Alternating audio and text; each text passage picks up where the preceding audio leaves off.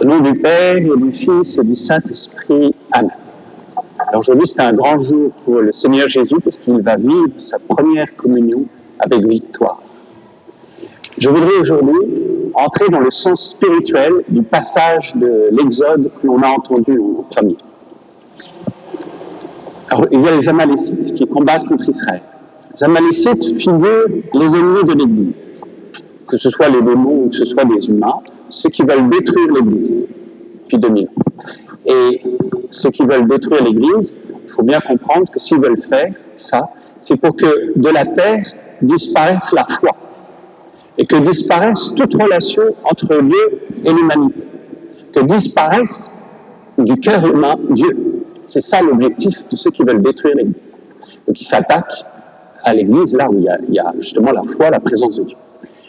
Alors ça, c'est les Amalécites. De l'autre côté, il y a Israël. Israël figure l'Église menée par Jésus et qui se défend contre ces attaques, contre ces puissances du mal qui veulent faire disparaître Dieu de l'humanité.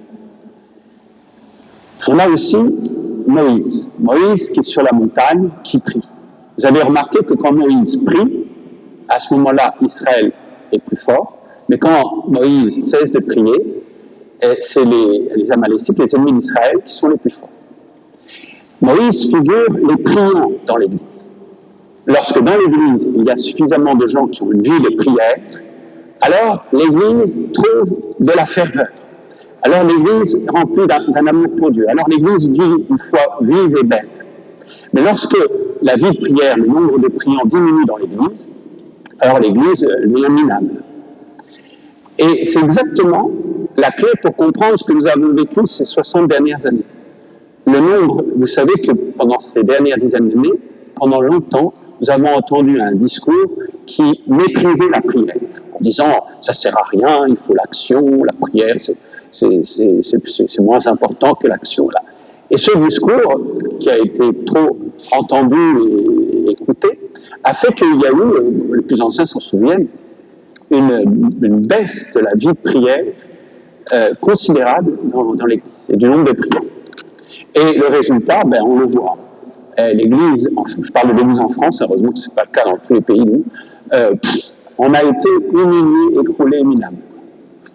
Heureusement, aujourd'hui, il y a un petit réveil de la vie de prière. En tout cas, je sens chez les jeunes que la vie de prière, ils considèrent que c'est ce qui est premier, parce que c'est la relation à Dieu.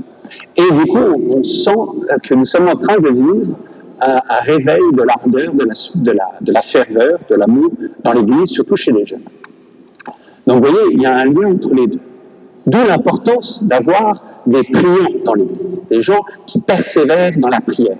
Pas juste la petite prière de temps en temps comme ça, ceux qui persévèrent dans la prière, comme Moïse. Moïse, c'est sûr, s'il priait 5 minutes comme ça, il y arrivait. Le problème, c'était de durer, à un moment, fatigué. C'est une très belle image de la difficulté de persévérer.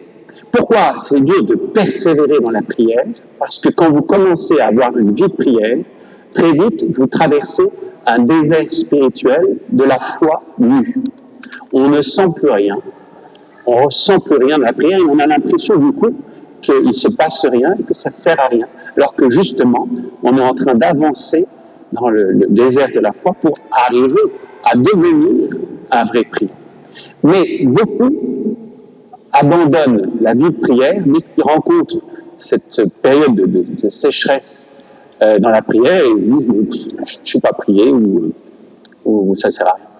Et alors que c'est justement quand vous vivez ça, vous pouvez vous dire « je suis dans la bonne direction ». C'est-à-dire, je ne me suis pas enfermé dans mon imagination qui voit la Vierge ou je ne sais pas quoi. On avance dans la foi et donc dans un vrai contact avec Dieu. Et au-delà, sachez-le pour ceux qui sont au début, au-delà, les dons du Saint-Esprit agissent assez fort pour que la prière devienne quelque chose qui apporte beaucoup de paix et de consolation. Mais voilà, il faut persévérer, durer. Et c'est vital parce que vous voyez bien que la prière, c'est cette puissance qui est capable de faire descendre l'amour surnaturel dans le cœur humain. Vous voyez bien que la prière, c'est cette intimité avec Dieu qui fait que, persévérant dans la prière, on entre dans ce jardin clos de l'intimité avec Dieu. Et quand des êtres humains entrent dans l'intimité avec Dieu, ça profite à toute l'humanité. Antoine de Saint-Exupéry disait un grand priant est une semence. Il fait jaillir quelque chose, c'est tout petit, mais ça fait jaillir de la vie. Et donc, vous voyez que quand certains d'entre nous deviennent des vrais des priants, après avoir persévéré, le fait progressivement de s'approcher de cette intimité avec Dieu fait que ça va profiter à toute l'Église et toute l'humanité, parce qu'il va y avoir des personnes qui vont avoir plongé les racines en Dieu. Imaginez une plante que l'on a déracinée. Alors, j'aurais voulu en amener une, mais je n'ai pas trouvé. Je n'ai pas osé tuer une plante exprès. Alors, imaginez. Au début, on ne voit pas la différence. Et de même, quand l'Église, il n'y a plus personne, ou plus grand monde qui prie, on ne voit pas la différence au début. Mais à un moment, ça se sèche, ridicule. Et ça peut mourir. Et parce qu'il n'y a plus personne qui plonge ses racines en Dieu. Et l'Église, si elle n'a pas des racines en Dieu, elle disparaîtra comme tout ce qui sur la terre disparaît, tous les États, les institutions, tout disparaît. Donc l'Église a traversé 2000 ans, et la seule à avoir traversé 2000 ans, il y a 2000 ans, il n'y avait même pas la France.